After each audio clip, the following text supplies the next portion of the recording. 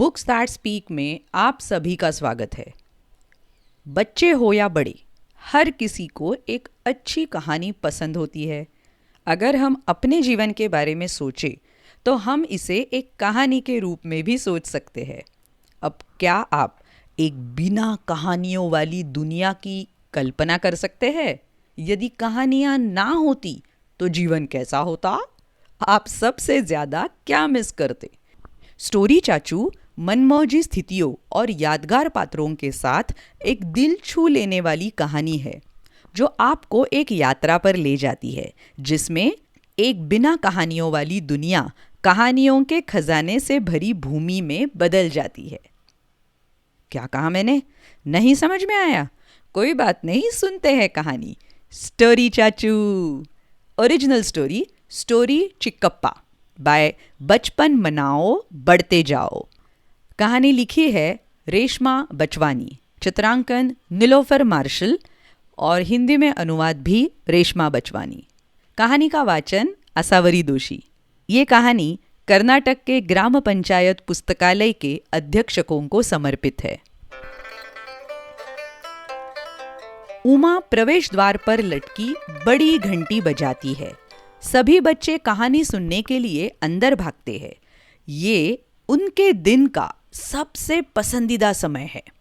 विद्या अक्का चौक के एक टुकड़े से एक गोलाकार बनाती है और सभी बच्चे उनके चारों ओर बैठ जाते हैं। आज उमा की बारी है अपनी पसंदीदा किताब चुनने की, जो कमरे में रस्सी पर टंगी हुई है। उमा अपना हाथ बढ़ाती है।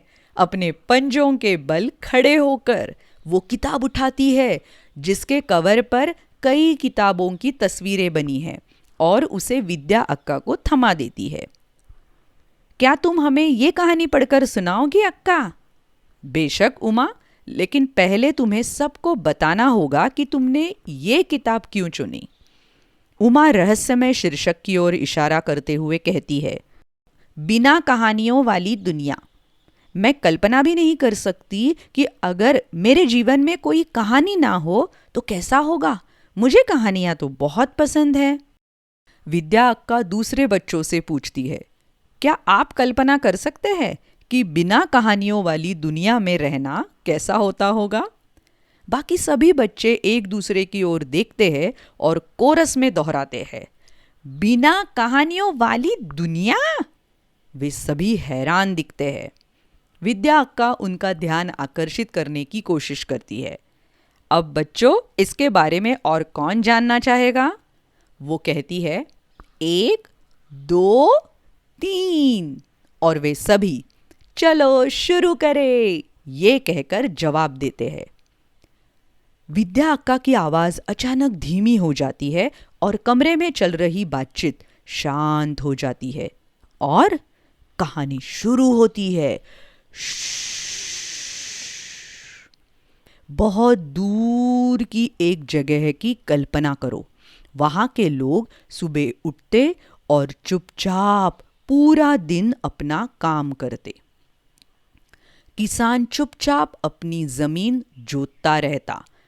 टक टक ठक। डाकिया चुपचाप घर की डाक पेटी खोलता और बिना कुछ कहे चिट्ठियां अंदर डाल जाता। केवल एक ही आवाज सुनाई देती जब मेल बॉक्स बंद होता, सटाक सटाक सटाक। इस गांव में पशु पक्षी भी ज्यादातर चुप थे। बच्चे गली गली घूमते रहते थे, उबे हुए और परेशान। शाम को घर लौटने पर चुपचाप खाना खाकर सो जाते। उनके माता पिता दिन भर के काम के बाद बहुत थक जाते थे और उनमें कहानी याद करने का कोई उत्साह नहीं होता था। और दादा और दादी भी घर के एक कोने में चुपचाप बैठे रहते थे। ऐसा लगता था जैसे किसी ने इस देश के लोगों पर काला जादू कर दिया हो। गुंटू ने विद्या अक्का को टोकते हुए कहा, अक्का अक्का, मुझे पता है, ऐसे जैसे टीवी पर रिमोट कंट्रोल पर म्यूट बटन दबाने पर लगता है ना। बिल्कुल गुंटू, ये एक दिलचस्प कनेक्शन है जो तुमने बनाया है, विद्या अक्का ने कहा। गांव के लाइब्रेरियन श्रीनिवास भी इसी जगह रहते थे और दूसरों की तरह वे भी हर सुबह उठते और अपनी लाइब्रेरी में जाते जो पंचायत कार्यालय के बगल में थी। वे चुपचाप कहानियों की बड़ी बड़ी अलमारियों से धूल झाड़ते और नई किताबें आने पर उन्हें बड़ी सफाई से सजाते। दोपहर के दौरान वो अपनी मेज पर बैठे उम्मीद से बड़ी खिड़की से बाहर देखते रहते कि कोई अंदर आकर उन किताबों को पढ़े, और यही सोचते सोचते शाम हो जाती। फिर शाम 5 बजे वो पुस्तकालय के दरवाजे पर बड़ा ताला लगा देते और घर चले जाते। एक रात सोने से ठीक पहले उन्होंने मन ही मन सोचा, काश मेरे पुस्तकालय में बच्चे आते और किताबों में बंद सैकड़ों कहानियों को सुन पाते। उस रात उन्होंने एक सपना देखा। उनके सपने में वे 8 साल का बच्चा बन गए थे। उनके आसपास और भी कई बच्चे थे। वे किसी को देख रहे थे, लेकिन ये कौन था? वो बूढ़ी लग रही थी। उसने एक रंग बिरंगी पोशाक और लंबी टोपी पहनी हुई थी जिस पर अनेकों घंटियां थी। टन टन टन। उसके हाथ हवा में ऊपर नीचे घूम रहे थे और उसके चेहरे के भाव हर सेकंड में बदल जाते थे। सभी बच्चे उसकी बात बड़े ध्यान से सुन रहे थे। उनमें से कुछ हंस रहे थे और कुछ हैरान परेशान लग रहे थे, मगर कोई भी ऊबा हुआ या बेचैन नहीं लग रहा था। अगली सुबह श्रीनिवास उठते ही हैरान दिख रहे थे। ऐसा लग रहा था जैसे वो अपने सपने को याद करने की कोशिश कर रहे हो। वो काम के लिए तैयार हो गए और उन्होंने अपनी सुबह किताबों को झाड़ने और अपनी बड़ी मोटी सी नोटबुक में कुछ लिखने में बिताई। फिर दोपहर के भोजन के बाद वो अपनी मेज पर बैठ गए और खाली खिड़की की ओर देखने लगे। आओ आओ, उन्होंने बच्चों को इधर उधर भटकते हुए देखा। उनमें से एक खिड़की के पास आया और अंदर झांकने लगा। उसकी माँ उससे कुछ कदम पीछे खड़ी थी। श्रीनिवास ने तुरंत उस लड़के को अंदर बुलाया। आओ आओ। लड़का लाइब्रेरी रूम के अंदर जाने से थोड़ा डर रहा था, लेकिन वो उत्सुक भी था। उसने अपनी माँ की ओर देखा और उसे अपने पास बुलाया। वे दोनों लाइब्रेरी में चले गए। श्रीनिवास ने उससे पूछा, तुम्हारा नाम क्या है बच्चे? अप्पू, छोटे ने कहा।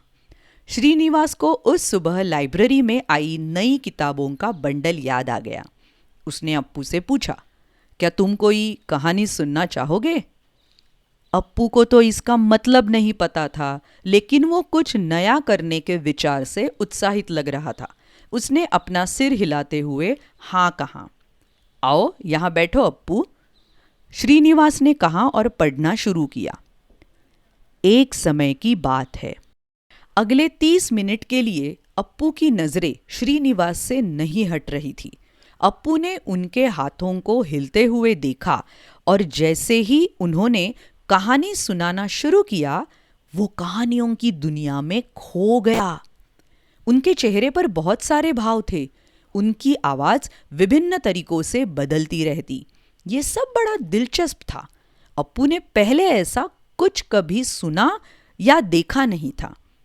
कुछ समय के लिए उसे वास्तव में ऐसा लगा जैसे वो कहानी का एक हिस्सा था और कहानी उसी के जैसे एक छोटे लड़के के बारे में थी। कहानी के अंत में जब अप्पू जा रहा था, श्रीनिवास ने उससे कहा, कल फिर आना। अगले दिन दोपहर में अप्पू लाइब्रेरी की खिड़की पर वापस आ गया। इस बार उसके साथ 4 अन्य चेहरे भी उत्सुकता से अंदर झांक रहे थे। श्रीनिवास ने उन्हें बुलाया। अप्पू अपने दोस्तों को आत्मविश्वास से अंदर ले गया। उन्हें कहानी सुनने में मजा आया और उन्होंने अगले दिन वापस आने का वादा किया। तीसरे दिन लाइब्रेरी के प्रवेश द्वार पर बच्चों की भीड़ थी। अप्पू ने श्रीनिवास की ओर इशारा करते हुए कहा, देखो ये स्टोरी चाचू है। श्रीनिवास खुश हो गए। शांत लाइब्रेरी का कमरा बच्चों की हंसी से गूंज उठा। जल्द ही ये बात बिना कहानियों वाली दुनिया में फैल गई। सभी गांव वालों ने स्टोरी चाचू के बारे में सुना और वे सभी उनसे मिलने के लिए उत्सुक थे। माताएं अपने छोटे बच्चों को कहानियां सुनाने के लिए साथ लाने लगी। स्थानीय स्कूल ने स्टोरी चाचू को बच्चों को कहानियां सुनाने के लिए स्कूल में आमंत्रित किया और जो बच्चे स्कूल नहीं आ पा रहे थे उनके लिए स्टोरी चाचू कहानियों की किताबों का बंडल लेकर उनके घर जाने लगे।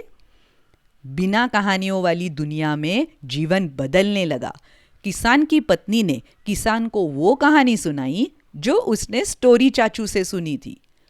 कौवे ने भी वो कहानी सुनी और दूसरे कौवों के पास जाकर काओ काओ ऐसे करके सुनाई। हवा की तरह ये कहानियां हर तरफ उड़ रही थी। बच्चे अब दोपहर में इधर उधर नहीं भटकते थे। बड़े बच्चे चाचू से बहुत सारी कहानियां सुनकर खुद ही छोटी छोटी कहानियां बनाने लगे और उन्हें छोटे बच्चों को सुनाने लगे। इन कहानियों को सुनकर बच्चों ने अपनी गलतियों पर हंसना, काल्पनिक राक्षसों से लड़ना और जीवन के रहस्यों के बारे में सीखा। बिना कहानियों वाली दुनिया कहानियों के खजाने से भरी दुनिया में बदल गई, जिसे बच्चों ने अपने बच्चों को और बाद में अपने पोते पोतियों को सुनाया। शांताग्रामा लाइब्रेरी में कहानी का समय समाप्त हो गया। विद्या अक्का ने किताब बंद कर दी और उमा से उसे वापस शेल्फ पर रखने के लिए कहा। उन्होंने बच्चों से पूछा, बताओ तुम्हें इस कहानी में सबसे दिलचस्प क्या लगा? उमा ने कहा, मुझे ये पसंद आया कि कहानियां कभी बूढ़ी नहीं होती और हवा की तरह कहानियां भी हर जगह और हर दिशा में जा सकती है। जब मैं बड़ी हो जाऊंगी तो मैं भी स्टोरी चाचू की तरह बनना चाहती हूँ और अपना दिन छोटे बच्चों को कहानियां सुनाते हुए बिताना चाहती हूँ। थोड़े लाइंस ओडुआ बेलाकू मिशन के बारे में। कर्नाटक राज्य के ग्रामीण क्षेत्रों में 5,600 से ज्यादा ग्राम पंचायत पुस्तकालय है। कोविड-19 महामारी के दौरान पंचायत राज की अतिरिक्त मुख्य सचिव श्रीमती उमा महादेवन दासगुप्ता ने इन लाइब्रेरियों की क्षमता को देखा, जिससे ग्रामीण समुदायों के बच्चों को गुणवत्तापूर्ण साहित्य उपलब्ध कर दिया जा सके और महामारी के कारण होने वाली सीखने की हानि को कम किया जा सके। उन्होंने ग्रामीण सार्वजनिक पुस्तकालयों को पुनर्जीवित करने के लिए कर्नाटक भर में ओडुआ बेलाकू यानी कि पढ़ने का प्रकाश ये कार्यक्रम शुरू किया। तो और ऐसी बहुत सारी दिलचस्प कहानियां सुनने के लिए बुक्स दैट स्पीक इस चैनल पर जरूर आइएगा। Instagram ID books that speak. मिलते हैं अगली प्रस्तुति में। बाय बाय, धन्यवाद।